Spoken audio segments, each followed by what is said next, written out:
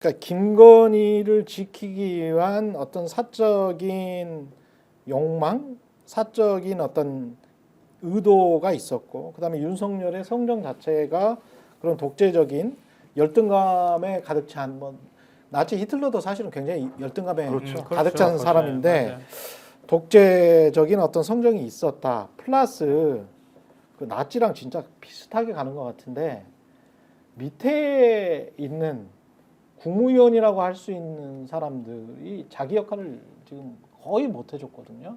특히 지금 어제 MBC 보도 보면 문상호 사령관 같은 경우는 문상호를 유임시키기 위해서 어떻게 보면 문상호가 경질돼야 되는 상황이니까 문상호를 유임시키기 위해서 김용현을 갖다 꽂아버린 거잖아. 네? 저기 경호처장 했던 김용현을 꽂아버리고 거기에 신원식을 다시 안보실장으로 가고 안보실장 몇 개월 하지도 않았는데 안보실장 날리고 이 과정이 사실은 누구의 머릿속에서 나왔을까? 윤석열의 머릿속이라기보다는 김용현이가 이 간신히 자기 사람들 위주로 해서 정보사령관을 계속 앉히려고 하고 그러면서 이자들이 계속 이제 술 먹는 회동을 하고 뭐 이랬던 거 아닌가 이른바 추한파들이 이 사안을 보면 네. 노상원이라는 네. 보살 준 보살 있지 않습니까? 네. 아기 보살 옆에 있는 준 보살 햄버거 좋아하는 남자 보살이라고 뭐. 네. 햄버거는 뭐 저도 좋아합니다만. 네. 아무튼 노상원하고 김용현하고 관계가 깊은 거잖아요. 이 사람들은 수방사 있을 때부터 알았던 것이고 뭐 육군본부인지 합참인지 뭐 거가서도 이제 김용현이 뭐 이렇게 뭘 시키면 김용현이 이제 좀 무대뽀를 시키는 것이고 그 밑에 있는 노상원이 쥐어짜가지고 어쨌든 일을 만드는 스타일로 했다는 거 아닙니까? 이렇게 이제 관계가 이루어져 있는 사람들인데 이 올해 이제 정보사에서 뭐 지난번에도 한번 말씀드렸는데 별의별 희한한 일들이 일어났잖아요. 정보사에 이제 블랙요원 명단이 중국에 넘어가가지고 유출되고 네. 그 다음에 정보사의 문상호 밑에 있는 여단장하고 싸워가지고 문상호 밑에 있는 이제 육사 세기수 선배인데 밑에 있는 선배하고 싸워가지고 너는 왜 공작을 그렇게 하냐 이래가지고 너는 왜 내가 하겠다는데 막냐 이래가지고 서로 싸워가지고 서로 이제 고소고발전 난무해가지고 법원에 가서 정보사 기밀이 다 새고 이런 적이 있거든요. 그러면 정보사라는 데가 국방부 장관 직속 부대인데 이 아주 기밀이 지켜져야 되고 아주 이런 것들은 다 이 관리가 돼야 되는 그런 부대인데 심지어는 정보사령관이랑 여단장하고 싸워가지고 이게 법원에 가서 이 난리가 날 정도면 정보사를 어떻게 하겠습니까? 이거는 해편에 준하는 어떤 혁신을 해야 되는 거거든요. 단지 이 인사 문제뿐만이 아니라 사실은 정보사를 날려버려야 되는 수준까지 간 거예요, 올해. 그러한 것들을 어떻게 할까요? 의 문제를 신원식이 국방부 장관이지 않습니까? 얘기를 안 하면 안 되는 수준이 된 겁니다. 그래서 신원식 장관이 안 하면 안 되는 수준에 간 거니까 그 안을 마련하는 단계였던 것이고 그 안을 마련하는 단계의 첫 번째 이제 스텝으로서 그러니까 단지 문상호를 날리는 정도가 아니었어요. 이때 논의 단계가 정보사를 거의 해편하는 수준의 혁신까지 가기 위해서 문상호를 일단 인사를 해야 된다를 갖고 간 건데 예. 그 자리에서 정보사는 이미 그 이전부터 노상원을 통해 가지고 오비 이 요원들을 이 인맥을 만들고 그걸 통해서 지금 계엄을 어떻게 할 것이냐를 3월 달부터 막 이런 상황이었잖아요. 윤석열은. 그렇죠. 그 노상원을 중심으로 해가지고 그 안을 짜고 있는데 정보사를 날려버린다 그러면은 정보사가 지금 계엄의 모든 핵심인데 예? 한겨레 보도 보면은 계엄 땅 하자마자 정보사로 다 모이지 않습니까? 이 핵심들이 그렇죠. 계엄 수뇌부가 네. 이 정보사에 100 여단으로 다 모여가지고 거기서 비밀 회의를 하고 난리가 나지 않습니까? 그러니까 정보사에서 해야 되는데 정보사를 날려버린다 그러면 이게 말이나 되느냐 이렇게 된 거죠. 그래서 그렇죠. 근데 이거를 신원식 장관한테 얘기를 자 이제 내가 계엄을 하려고 준비를 하고 있는데 네가 이렇게 하면 안 돼. 이렇게 할 수가 없고 그렇지. 그러니까 자 신원식 자 국방부 장관 말고 국가안보실장 해. 이것도 좋은 거야. 그거 높은 거야 더. 옛날에 너 김관진 좋아하지? 어. 김관진도 국방부 장관 한 다음에 국가안보실장 했어. 그거 좋은 거다. 이렇게 올려주고 경호처장하는 김용현 계엄 논의 멤버의 핵심인 김용현을 네가 가서 이거 정보사 계엄 준비를 이제부터 확실히 해. 8월 달에 이 트레이드가 이루어졌다. 이 내용인 거죠 지금. 그렇죠. 근데 애초부터 거슬러 올라가면은 이 정부 군인사는 김용현을 거쳐서 다 이루어진 거예요. 맞아요. 김용현을 네. 거쳐서 다 한 거야. 그 군 인사를. 그러니까 이 정부는 음모론이 대부분 사실이야. 김용현이 인사 좌지우지한다는 1년 전부터 제가 계속 받고 계속 있었던 나왔던 얘기예요. 군 관련된 인사로부터 그 정보를 계속 그런 비슷한 류의 제보를 받고 있었는데 나중에 보니까 다 사실이네. 근데 제가 자꾸 뭐 다 사실이야. 말이 길어져서 죄송한데 네. 보수 정부에서는 네. 군 인사농단이 항상 있습니다 보면은. 그렇죠. 박근혜 정권 때도 그 당시에 이제 김장수 안보실장, 그 다음에 김관지 국방부 장관, 그치. 이 두 사람이 자기 사람을 막고자 넣느라고 난리가 나고 거기에 뒤에 누가 있습니까? 박지만 라인, 그랬었지. 육사 동기들, 자기 예. 육사 동기들 꽂아 넣느라고 3명이 인사농단을 하느라고 난리가 나고 기무사령관이 날아가고 이게 엉망이었거든요. 그 이 정권에서는 김용현이 인사농단을 하는데 경호처장으로서 근데 신원식이 국방부 장관이지 않습니까? 장관 인사권을 또 행사를 해야 되잖아요. 그러니까 신원식과 김용현에 자기들이 의도를 하지 않았어도 인사 충돌이 있을 수밖에 없는 거거든요. 정보사에서 그 일이 일어난 겁니다. 이게 의도치 않게. 그래서 여단장하고 정보사령관이 왜 싸웠냐에 대한 해석이 그 당시에도 신원식 인사하고 김용현 인사가 충돌한 거다라고 해석을 했거든요.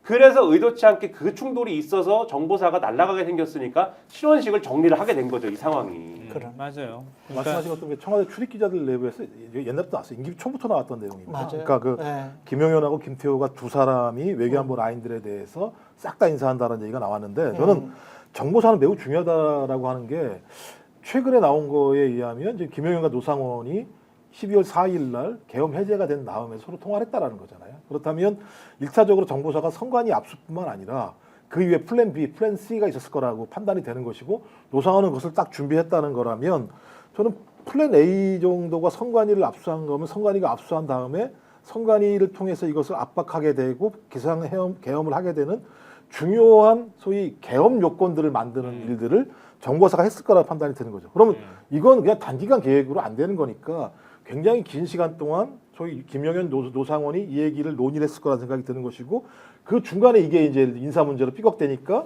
인사를 바꿨다는 측면이 있기 때문에 저는 이 계획은 매우 긴 시간 동안 준비돼 있었었고 많은 요원들이 준비됐다. 이미 뭐 지금 9월 달부터 40명 정도를 문상호 사령관이 얘기했다는 걸 보면 예.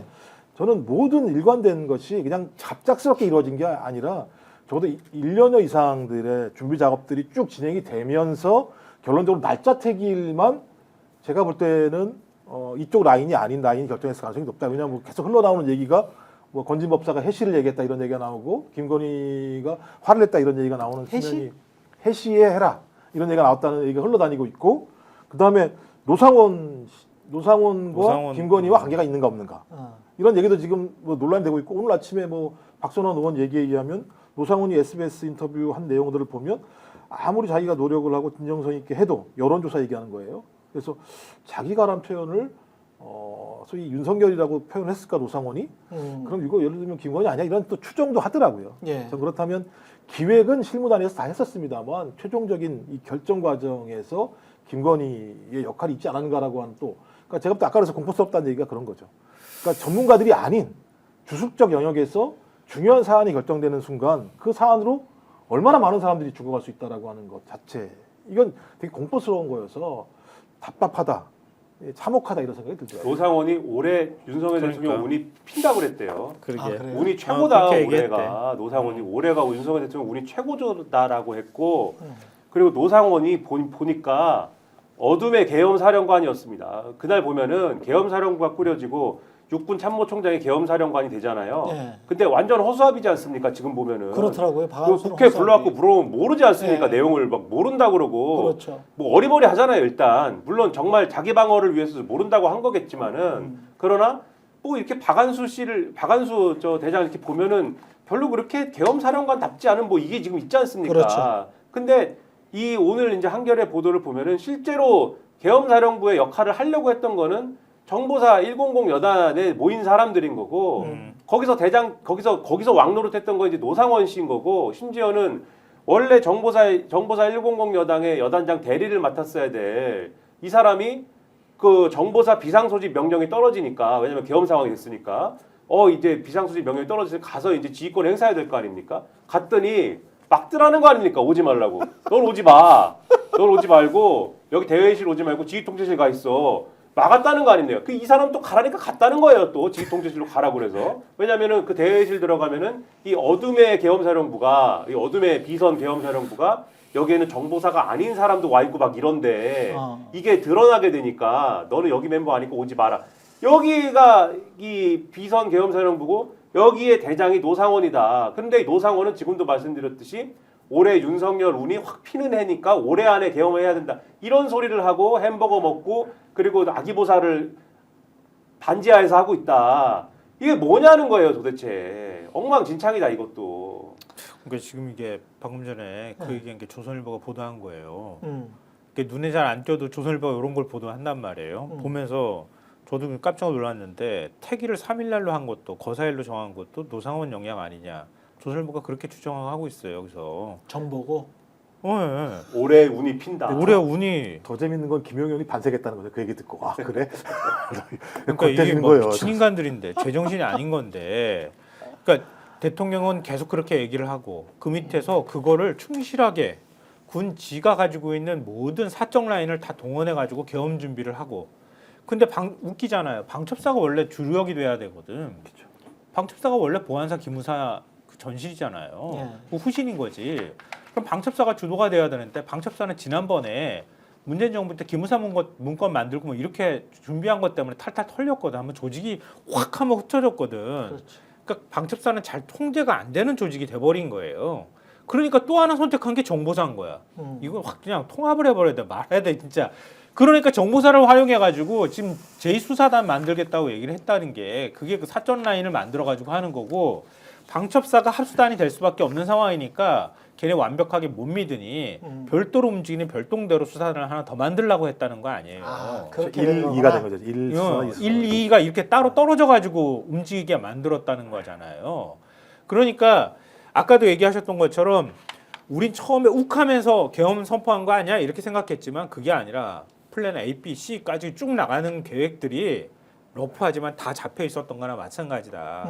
일단 국회 점령해서 이거 국회 해산, 그렇지. 비상입법부 만드는 과정까지도 다 이미 염두에 뒀고 그러면은 아까 통일주체국민회의 나왔던 것처럼 윤석열 당을 하나 만들어가지고 유일당으로 만들어서 야당 거의 싸그리 그냥 청산해버리고 그리고 난 다음에 그 하는 과정에서 저항이 발생하면 제2기갑 여단이 와가지고 탱크하고 장갑차 갖다 놓고 빵 막아버리거나 확 밀어버리거나 반란까지도 생각했다는 얘기지. 뭐 국민들이 어떻게 저항하겠어? 거기 마땅히 할 방법이 없잖아요. 그렇죠. 탱크 앞에서 저항할 방법은 없다고. 네.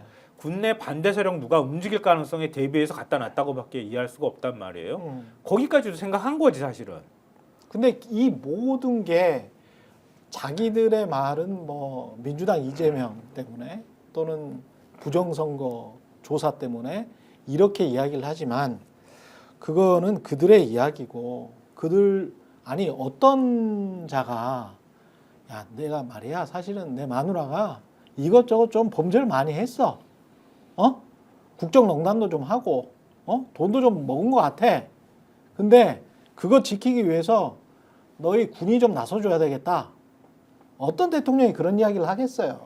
근데 윤석열의 속마음은 지금 여러 가지 무슨 뭐 국민의힘의 권성동이나 뭐 여러 사람들이 이런저런 이야기는 하고 있습니다. 각종 무슨 법 논리랄지 그 다음에 이유랄지 정치적인 이유랄지 뭐 이런 것들을 대고 있지만 윤석열의 지금 속마음은 내 마누라 김건희의 부패와 그 부패를 은폐해온 나의 행적을 완전히 없애버려야 되겠다.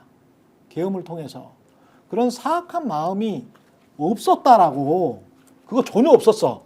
우리 각하는 그런 마음 전혀 없었고 순수하게 부정선거를 조사하기 위해서 그거 멍청하다 보니까 워낙 머리가 멍청해가지고 그거 유튜버들을 믿은 거야. 라는 식으로 그것도 일종의 마타도라고 저는 봅니다. 굉장히 사악한 인간이었을 가능성이 굉장히 높아요. 스픽스는 말하는 언론입니다. 대세는 유튜브, 그중에서 스픽스. 좋아요, 댓글, 구독, 알림 설정. 여러분이 저희를 사랑해 주시고 우리가 여러분을 사랑하는 4가지 방법입니다.